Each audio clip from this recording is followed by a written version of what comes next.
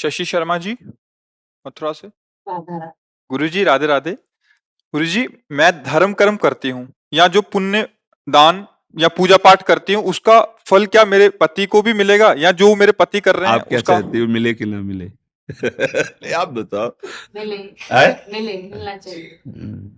दाहिना हाथ हमारा अच्छा हो और बायां हाथ खराब हो तो नहीं अच्छा रहेगा।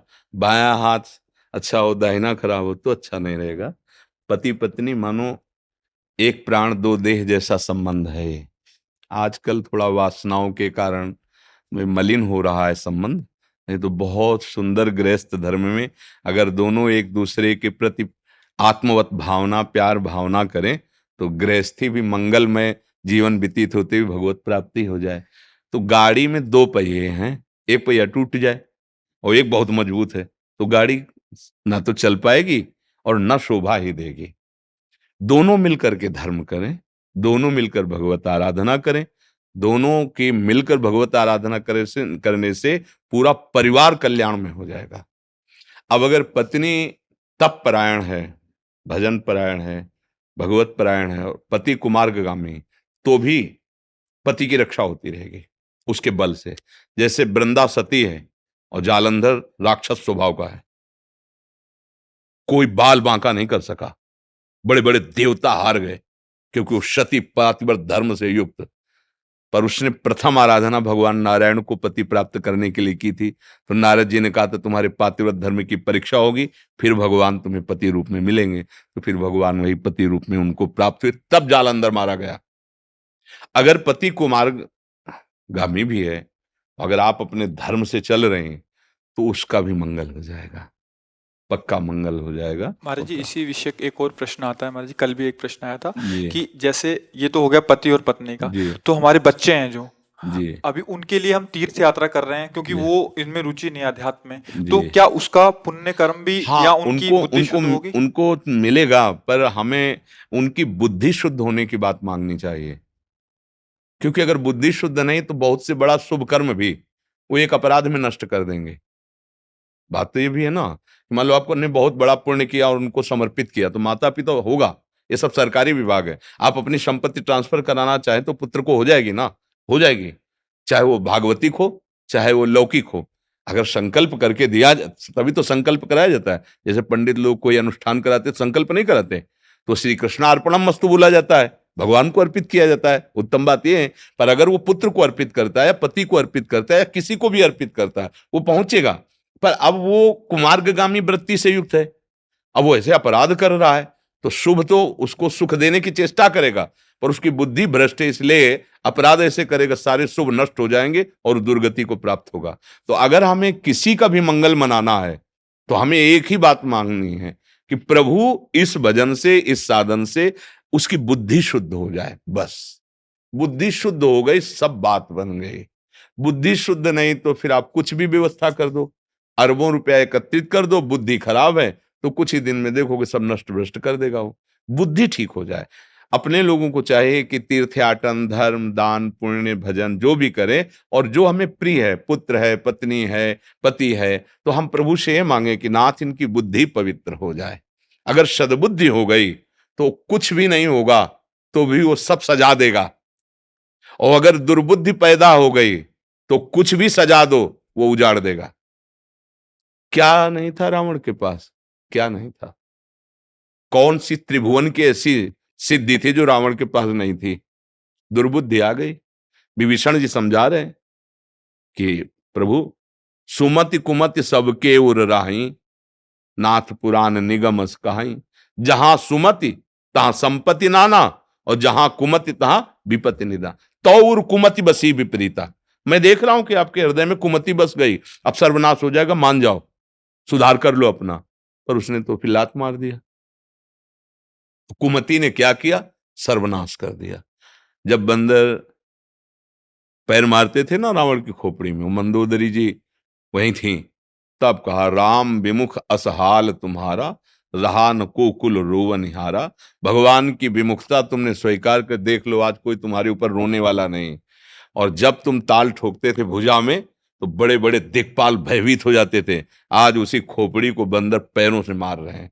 ये हम किसी को कितना भी सुख सामग्री दे दें, यदि उसकी दुर्बुद्धि है तो सर्वनाश में ही पहुंचेगा, और अगर सुबुद्धि है तो नमक रोटी खा के भी एक दिन वो सब साम्राज्य एकत्रित कर लेगा। इसलिए चाहिए अपने प्रियजनों के लिए हम अपने साधन का, अपने भजन का यही भाव मांगे कि उसकी बुद्धि शुद्ध हो जाए। बुद्धि शुद्ध हो गई तो सब बात बन गई, बुद्धि शुद्ध हो जाए। महाराज जी, आपने अभी बोला कि संकल्प कर लें उनके लिए। संकल्प का विधान क्या, अंदर से सोचना या वहां अंदर से भाव ही कर लेना कि हे भगवान, मेरा पुत्र जो है, जो कुमार्गामी हो रहा है, नाथ आप इसकी बुद्धि शुद्ध कर दो, इसका मंगल करो। प्रभु आपकी ही माया से विवश होकर संसार में, हे गोविंद, हे करुणामय। एक घटना भाई जी महाराज के द्वारा लिखित, श्री हनुमान प्रसाद पोद्दार जी के द्वारा लिखित, कि दो बच्चे स्कूल जाते थे, तो उनमें से एक बच्चा भक्त के घर का था, तो वो कृष्ण कृष्ण नाम में से जपता, और दूसरा जो था वो बिलासी घर का, बड़े घरों का, जहाँ केवल भोग विलासिता की बातें होती थी। तो वो जो भक्त, पर दोनों में घनिष्ठ मित्रता थी। तो जो भक्त था वो उनसे जब कहता आज हमारे यहाँ संत आए थे, आज कीर्तन हुआ, आज कथा हुई, तो वो गाली बकता था, निंदा करता, पर उसको बहुत प्यार करता था, दोनों में प्यार बहुत था। तो उसको बहुत बुरा लगता भक्त को कि ऐसा दोस्त अब हमने तो बनाया नहीं, भगवान ने हमें दिया, इतना प्यार हम दोनों में, पर ये हमारे विचारों में बनते रहे। अब वो क्या किया, गुप्त रूप से नाम जप करता और भगवान से प्रार्थना करता कि मेरे मित्र की बुद्धि शुद्ध कर दी जाए। भाई जी से हनुमान प्रसाद पोद्दार जी ने कहा, एक दिन अचानक क्या हुआ कि वो रात्रि में जब सोया तो उसने स्वप्न में देखा कि एक बड़ा भवन है दिव्य, और उस भवन में कृष्ण कृष्ण कृष्ण ऐसे नाम लिखा हुआ, और बड़े बड़े महात्मा सब हैं, और भाई जी महाराज धोती कुर्ता चश्मा लगाए वैसे ही उसी में, और उसके हाथ में दी एक वाणी जिसका नाम था तुलसी पत्र, आज भी प्रकाशित है, और वो दी स्वप्न में दी, पर जागृत में उसके हाथ में थी। जब वो जगा तो स्वप्न और वो वाणी जी देखी, तुलसी पत्र उसका नाम, पढ़ना लेकर के, बहुत महिमा में भाई जी से हनुमान प्रसाद पोद्दार द्वारा रचित तुलसी पत्र।